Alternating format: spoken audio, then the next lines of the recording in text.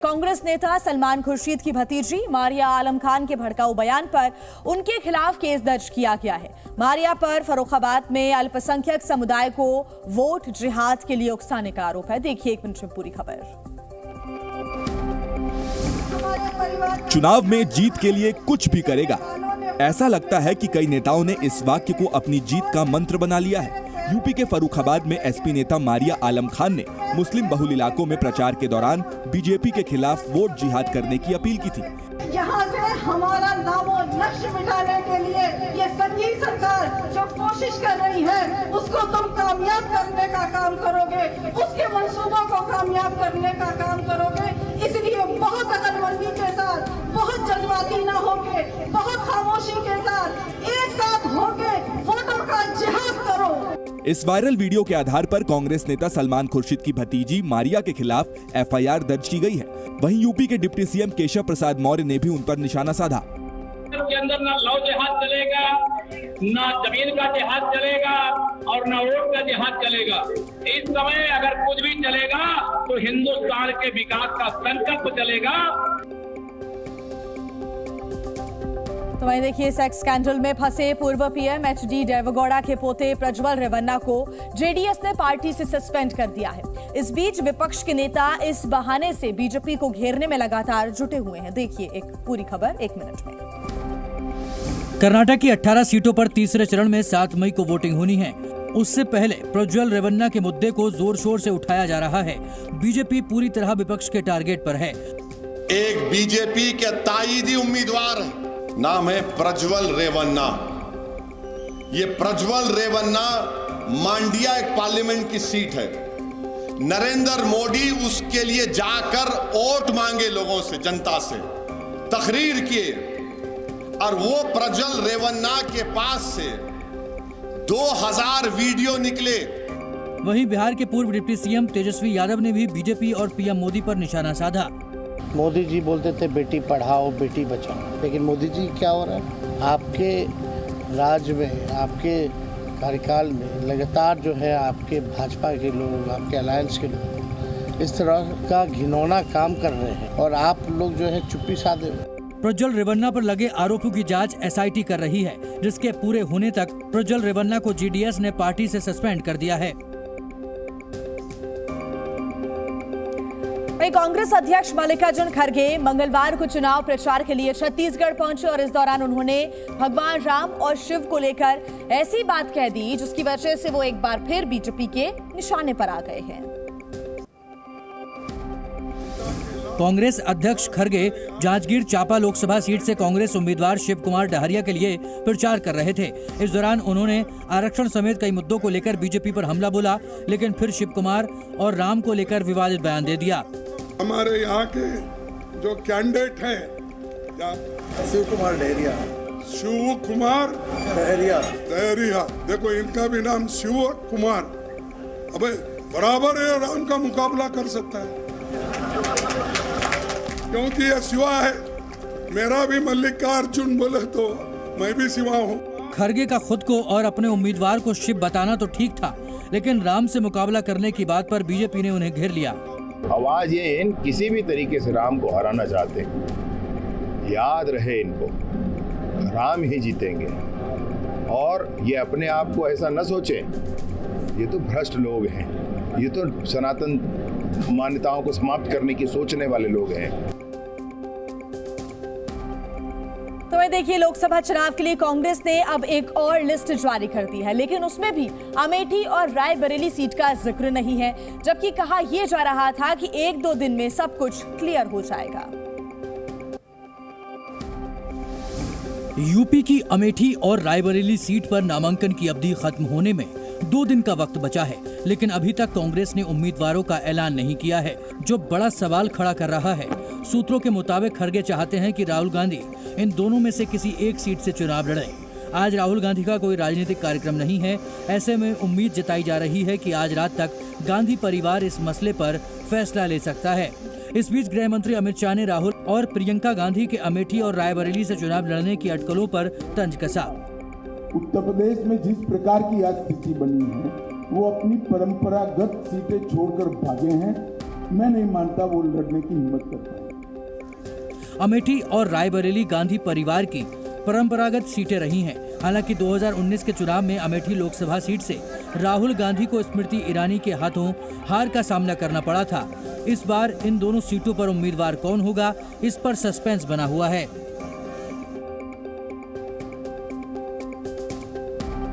तो वहीं देखिए, लोकसभा चुनाव के तीसरे चरण के प्रचार में महाराष्ट्र की राजनीति भटकती आत्मा पर आ गई है। मोदी के इस बयान के बाद अब घमासान लगातार मचा हुआ है और इस मुद्दे पर अब शरद पवार ने भी जवाबी हमला बोला है। देखिए पूरी खबर 1 मिनट में।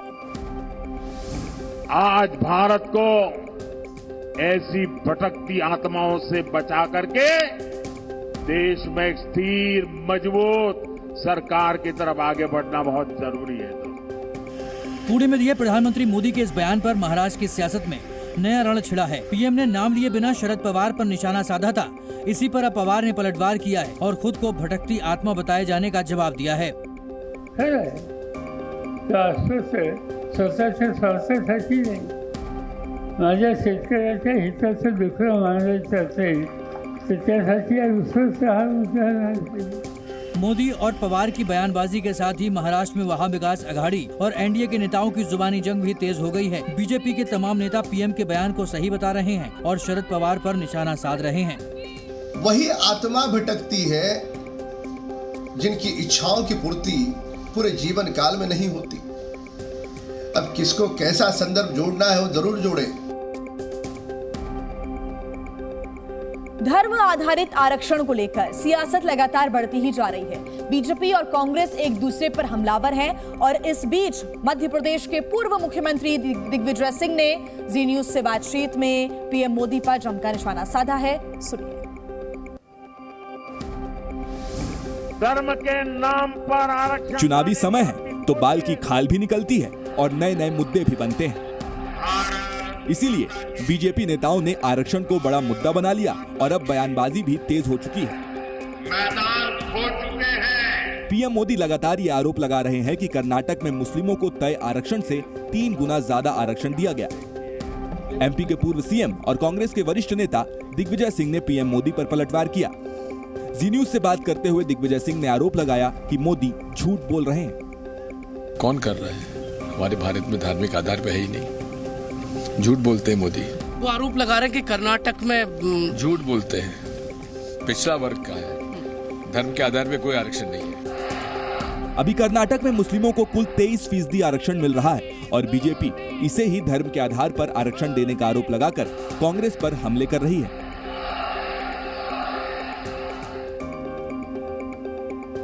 गृह मंत्री अमित शाह के डीप फेक वीडियो के मामले में कानूनी एक्शन जारी है और इसी मुद्दे पर आज तेलंगाना के मुख्यमंत्री रेवंत रेड्डी को दिल्ली पुलिस के सामने पेश होना है। अमित शाह के फेक वीडियो को लेकर एक तरफ सियासत हो रही है तो दूसरी तरफ कानूनी कार्रवाई भी चल रही है।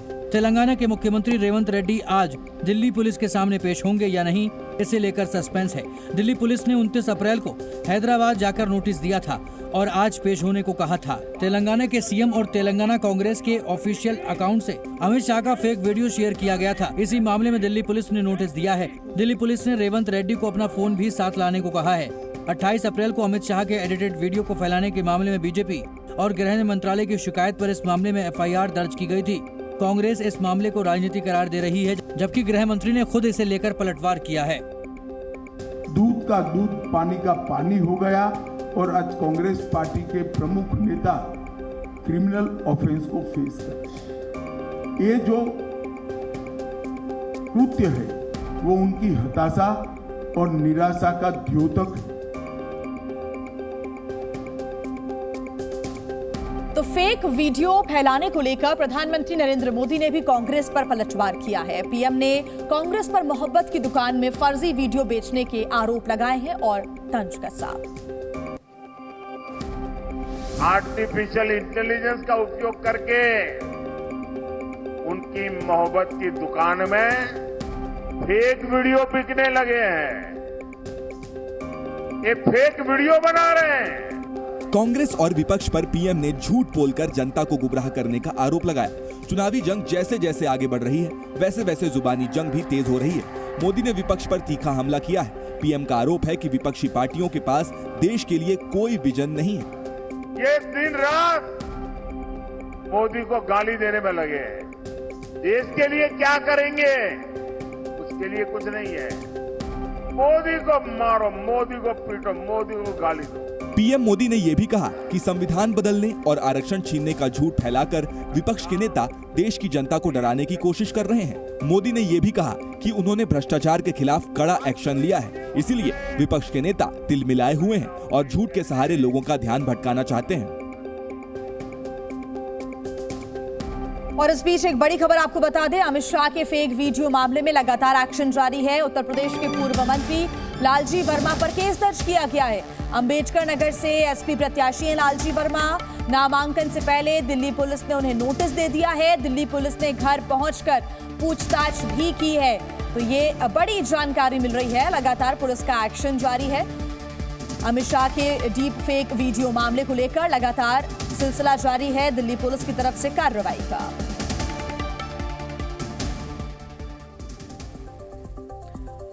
तो देखिए, तीसरे चरण को लेकर दिग्गजों ने प्रचार अभियान अपनी पूरी ताकत के साथ शुरू कर चुके हैं। गृह मंत्री अमित शाह आज 3 राज्यों में प्रचार की कमान संभालेंगे। देखिए पूरी खबर।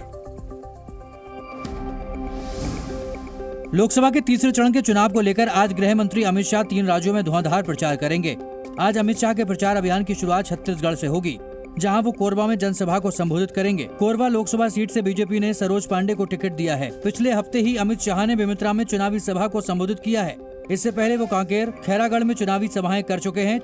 छत्तीसगढ़ में ताकत झोंकने के बाद अमित शाह कर्नाटक में चुनावी प्रचार की बागडोर संभालेंगे। अमित शाह कर्नाटक के हावेरी में रोड शो के जरिए शक्ति प्रदर्शन करेंगे। इसके बाद हुगली में रैली को संबोधित भी करेंगे। वहीं आज शाम 7:30 बजे उनकी हैदराबाद में भी जनसभा होगी। अमित शाह ने दावा किया कि 2 चरणों में चुनाव में एनडीए अब तक 100 से ज्यादा सीट पार कर चुकी है। इस 2 चरण में हमारे पार्टी का जो इंटरनल असेसमेंट है, इसके हिसाब से भारतीय जनता पार्टी और हमारे साथी दल मिलकर 100 के बहुत ज्यादा आगे हम निकल चुके हैं। तो आज राष्ट्रपति द्रौपदी मुर्मू अयोध्या में रामलला के दर्शन करने के लिए पहुंचेंगी। हनुमानगढ़ी में दर्शन पूजन के बाद वो सरयू आरती में भी शामिल होंगी। राष्ट्रपति द्रौपदी मुर्मू आज अयोध्या का दौरा करेंगी, जहां वो रामलला के दरबार पहुंचेंगी। राष्ट्रपति की नवनिर्मित राम मंदिर में ये पहली यात्रा होगी। अयोध्या दौरे के दौरान वो हनुमानगढ़ी मंदिर में दर्शन करेंगी। साथ ही कुबेर टीला में भी वो दर्शन पूजन करेंगी। राष्ट्रपति आज करीब शाम 4 बजे महर्षि वाल्मीकि एयरपोर्ट पर उतरेंगी। इसके बाद हनुमानगढ़ी के दर्शन करेंगी। करीब 4 घंटे अयोध्या दौरे के दौरान वो राम मंदिर में दर्शन करेंगी। साथ ही शाम में सरयू आरती में भी शामिल होंगी। अयोध्या में राष्ट्रपति द्रौपदी मुर्मू के स्वागत में प्रदेश की राज्यपाल आनंदीबेन पटेल और सीएम योगी समेत कई महत्वपूर्ण लोग मौजूद रहेंगे। वहीं राष्ट्रपति के अयोध्या दौरे को लेकर अयोध्या में सुरक्षा के पुख्ता इंतजाम किए गए हैं। एयरपोर्ट से लेकर राम मंदिर और सरयू तट तक सुरक्षा घेरा सख्त रहेगा। चप्पे चप्पे पर आधुनिक हथियारों से लैस जवान मुस्तैद रहेंगे। हालांकि इस दौरान आम श्रद्धालु भी रोज की तरह राम मंदिर में दर्शन पूजन कर सकेंगे। वहीं जम्मू कश्मीर की अनंतनाग राजौरी सीट पर वोटिंग की तारीख बदल गई है और अब इस सीट पर तीसरे चरण की जगह छठे चरण में वोटिंग होगी। जम्मू कश्मीर की अनंतनाग राजौरी सीट पर चुनाव आयोग ने मतदान को टाल दिया है। इस सीट पर 7 मई को मतदान होना था, लेकिन अब मतदान की तारीख बदलकर 25 मई कर दी गई है। चुनाव आयोग ने यह फैसला खराब मौसम और मतदाताओं की परेशानियों को देखते हुए लिया। दरअसल बीजेपी समेत कई राजनीतिक दलों ने चुनाव आयोग को लेटर लिखकर खराब मौसम के चलते अनंतनाग राजौरी लोकसभा सीट पर चुनाव टालने की मांग की थी, जिस पर चुनाव आयोग ने मौसम को लेकर प्रशासन से रिपोर्ट मांगी थी। इसके बाद ही ये फैसला लिया गया। वहीं चुनाव आयोग के इस फैसले को लेकर सियासत भी शुरू हो गई है। पीडीपी और नेशनल कॉन्फ्रेंस ने चुनाव आयोग के फैसले पर सवाल उठाए हैं। पीडीपी ने आरोप लगाया कि मोदी सरकार चुनाव आयोग का अपने फायदे के लिए इस्तेमाल कर रही है। आज इलेक्शन से पहले ही भारतीय जनता पार्टी ने रिगिंग करके अपने जो उनके बैक्ड कैंडिडेट हैं उनको फेवर करने के लिए अनंतनाग राजौरी कॉन्स्टिट्यूंसी के जो इलेक्शंस हैं उनको डेफर करके 7 मई से 27 मई ले गए हैं। हालांकि बीजेपी ने अनंतनाग राजौरी सीट पर कोई प्रत्याशी नहीं उतारा है। इस सीट पर पीडीपी अध्यक्ष महबूबा मुफ्ती और नेशनल कॉन्फ्रेंस से मियां अल्ताफ मैदान में हैं। तीसरे चरण के प्रचार में बीजेपी ने पूरी ताकत अपनी झोंक दी है। बंगाल में बीजेपी ने अपने स्टार प्रचारकों की फौज उतार दी है, जो लगातार ममता सरकार पर हमलावर है। यूपी के मुख्यमंत्री योगी आदित्यनाथ ने बंगाल की ममता सरकार पर करारा प्रहार किया है। सीएम ने एक ही दिन में बंगाल की धरती पर ताबड़तोड़ 3 चुनावी रैलियां की। इस दौरान उन्होंने बंगाल की खराब कानून व्यवस्था समेत कई मुद्दे उठाए। स्वामी विवेकानंद ने दुनिया के मंच पर चढ़ करके कहा था, गर्व से कहो हम हिंदू हैं। वह बंगाल आज हिंदू विहीन करने की साजिश का शिकार कैसे हो रहा है। सीएम योगी ने संदेश खाली के मुद्दे पर भी टीएमसी सरकार को कटघरे में खड़ा किया। साथ ही ममता सरकार पर बंगाल को दंगों की आग में झोंकने का आरोप भी लगाया। योगी आदित्यनाथ ने कांग्रेस और टीएमसी को एक ही सिक्के के 2 पहलू बताया। वहीं टीएमसी ने यूपी के मुख्यमंत्री और बीजेपी नेताओं पर बंगाल का अपमान करने का आरोप लगाकर पलटवार किया। এখানে এসে প্রতিদিন যারা বাংলাকে অপমান করছে, আগামী দিন প্রতিবাদের মাধ্যমে, প্রতিরোধের মাধ্যমে, প্রতিশোধের মাধ্যমে আমাদের জবাব দিতে হবে। वहीं पश्चिम बंगाल के मुर्शिदाबाद में रामनवमी के दिन भड़की हिंसा के निशान अभी भी मौजूद हैं। 13 दिन बीत जाने के बाद भी लोगों ने मूर्तियां नहीं उठाई है। लोग पूरे मामले की एनआईए जांच कराने की मांग पर अड़े हुए हैं। 17 अप्रैल को रामनवमी के मौके पर निकाले गए जुलूस के दौरान इसी जगह हमला हुआ। आज भी भगवान राम और हनुमान की मूर्तियां यहीं रखी गई हैं। लोग इन्हें तब तक नहीं हटाना चाहते जब तक जांच के लिए एनआईए की टीम नहीं पहुंच जाती। एनआईए आएंगे, उसके बाद ही यहाँ से मूर्ति जाएंगे। ये क्या आप विरोध जताने के लिए यहाँ पर मूर्ति रखा? हाँ, विरोध कर यही है। हिंसा वाली जगह से करीब 2.5 किलोमीटर दूर एक दुकान को भी आग के हवाले कर दिया गया था। उस दिन के बाद दुकानदार ने सफाई नहीं की है और वो भी एनआईए के इंतजार में है। एनआईए अगर जांच करने आती है, इसीलिए वो अपने दुकान को ऐसे ही रखा है जैसे तोड़फोड़ कर दिया गया था। 13 दिन से ऐसे ही दुकान पड़ा हुआ है। रामनवमी के दिन भड़के दंगे को लेकर कई सवाल हैं। बंगाल में ही ये सब क्यों हो रहा है, इसे लेकर भी तरह तरह की चर्चा हो रही है। वहीं स्थानीय लोगों ने इसकी बड़ी वजह राजनीति को बताया है। राजनीतिक है, क्योंकि यहाँ का चुनाव में जीतने वाला जो भी या पंचायत का जो भी मेंबर है सब भाजपा का है। यहाँ कांग्रेस का है, सीपीएम का है, तृणमूल का है, मुस्लिम साइड में। तो वहीं जम्मू कश्मीर से आर्टिकल 370 हटाए जाने का मुद्दा एक बार फिर सुप्रीम कोर्ट के सामने है। देश की सबसे बड़ी अदालत आज इस बात का फैसला करेगी कि इस मामले पर दोबारा सुनवाई होगी या फिर नहीं। आर्टिकल 370 हटाने के केंद्र सरकार के फैसले पर सुप्रीम कोर्ट पहले ही मुहर लगा चुका है। इसी मामले पर कोर्ट के फैसले को चुनौती देने के लिए पुनर्विचार याचिका दाखिल की गई है। सुप्रीम कोर्ट में आज इसी याचिका पर सुनवाई होनी है। आज ये तय होगा कि मामले पर फिर से सुनवाई की जरूरत है या नहीं। पुनर्विचार याचिका दाखिल करने वालों में national conference, PDP, people's movement, Jammu Kashmir Awami national conference और सीपीआईएम शामिल हैं। आर्टिकल 370 हटाए जाने को बीजेपी अपनी उपलब्धि मानती है और चुनाव में इसका प्रचार भी किया जा रहा है, जबकि जम्मू कश्मीर के सियासी दल इसका खुलकर विरोध कर रहे हैं। सुप्रीम कोर्ट ने 11 दिसंबर 2023 को जम्मू कश्मीर में आर्टिकल 370 को निरस्त किए जाने के खिलाफ दायर याचिकाओं को खारिज कर दिया था। साथ ही सुप्रीम कोर्ट ने जम्मू कश्मीर के राज्य का दर्जा जल्द से जल्द बहाल करने और निर्वाचन आयोग को 30 सितंबर 2024 तक राज्य में विधानसभा चुनाव कराने के भी निर्देश दिए थे। तो वहीं संपत्ति बंटवारे और विरासत टैक्स को लेकर मचे सियासी घमासान के बीच आज एक बार फिर सुप्रीम कोर्ट की संविधान पीठ में सुनवाई होगी। पिछली सुनवाई में कोर्ट ने कई टिप्पणियां की थी और आज सरकार की ओर से एसडीए तुषार मेहता दलीलें पेश करेंगे। देश हित के लिए सरकार किसी की निजी संपत्ति पर कब्जा कर सकती है या नहीं, इसे लेकर देश की सबसे बड़ी अदालत में आज भी बहस जारी रहेगी। चीफ जस्टिस डीवाई चंद्रचूड़ 9 जजों की संविधान पीठ निजी संपत्ति को संविधान के आर्टिकल 39B के तहत सामुदायिक संसाधन माना जा सकता है या नहीं, इसी पर सुनवाई कर रही है। दरअसल मुंबई के प्रॉपर्टी ऑनर्स एसोसिएशन समेत कई याचिकाकर्ताओं की ओर से दलील दी गई है कि संविधान के अनुच्छेद 39B और 31C की संवैधानिक योजनाओं की आड़ में सरकार निजी संपत्ति पर कब्जा कर सकती है। इन याचिकाओं पर पिछली सुनवाई के दौरान ही सुप्रीम कोर्ट ने कहा कि ये कहना गलत होगा कि किसी शख्स की निजी संपत्ति पर किसी संगठन या सरकार का हक नहीं माना जा सकता। साथ ही ये कहना भी खतरनाक होगा कि लोक कल्याण के लिए सरकार इसे अपने कब्जे में नहीं ले सकती। कोर्ट ने कहा कि संविधान का मकसद सामाजिक बदलाव की भावना लाना है। बेंच ने यह भी कहा कि ये सुझाव देना शेखी बघारने जैसा होगा कि समुदाय के भौतिक संसाधनों का मतलब केवल सार्वजनिक संसाधनों से है और किसी व्यक्ति की निजी संपत्ति से नहीं।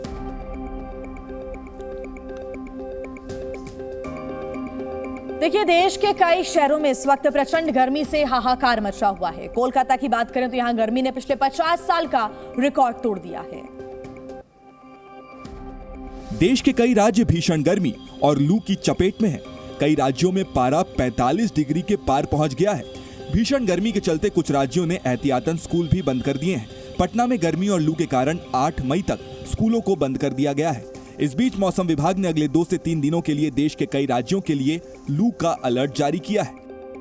आईएमडी ने आंध्र प्रदेश, बिहार, पश्चिम बंगाल और ओडिशा के लिए हीट वेव का रेड अलर्ट जारी किया है। वहीं आईएमडी ने तेलंगाना, कर्नाटक और सिक्किम के कुछ हिस्सों के लिए ऑरेंज अलर्ट भी जारी किया है। खासकर पश्चिम बंगाल इन दिनों प्रचंड गर्मी की मार झेल रहा है। कोलकाता में गर्मी ने 50 साल का रिकॉर्ड तोड़ दिया। यहां अप्रैल में ही तापमान 43 डिग्री के पार पहुंच गया है। रेड अलर्ट वाले राज्यों में हीट स्ट्रोक और गर्मी से होने वाली अन्य बीमारियों का खतरा बढ़ गया है। लोगों से ज्यादा सावधानी बरतने को कहा गया है। वहीं आईएमडी ने अगले 5 दिनों में असम, त्रिपुरा, गुजरात, तमिलनाडु, पुडुचेरी, गोवा, केरल और कर्नाटक में उमस बढ़ने की आशंका जताई है। बात करेंगे हिमाचल की, जहां पर कीरतपुर मनाली हाईवे का निर्माण कार्य चल रहा है और इसकी वजह से लगातार भूस्खलन भी हो रहा है और पहाड़ टूटकर रोड पर गिरते हैं, जिसने बाढ़ का खतरा भी बढ़ा दिया है। ऐसे में लोग पलायन को मजबूर हैं। हिमाचल प्रदेश में नेशनल हाईवे श्रेणी में 700 किलोमीटर से ज्यादा की सड़क का विस्तारीकरण किया जा रहा है। ऐसे में चंडीगढ़ मनाली को बेहतर कनेक्टिविटी प्रदान करने के लिए कीरतपुर मनाली 4 लेन प्रोजेक्ट पर काम हो रहा है, लेकिन 10 साल से ज्यादा का समय बीत जाने के बाद भी अब तक काम पूरा नहीं हो पाया है। हालांकि इस सड़क पर अमूमन हिस्से को यातायात के लिए बहाल कर दिया गया है। इस नवनिर्मित हाईवे पर मंडी से मनाली के बीच दरकते पहाड़, भूस्खलन और बाढ़ का खतरा कनेक्टिविटी को प्रभावित कर रहा है। मंडी से मनाली के मध्य ये एक ऐसा स्पॉट है जो आने वाले दिनों में यहाँ से गुजरने वाले लोगों के लिए सबसे खतरनाक साबित हो सकता है।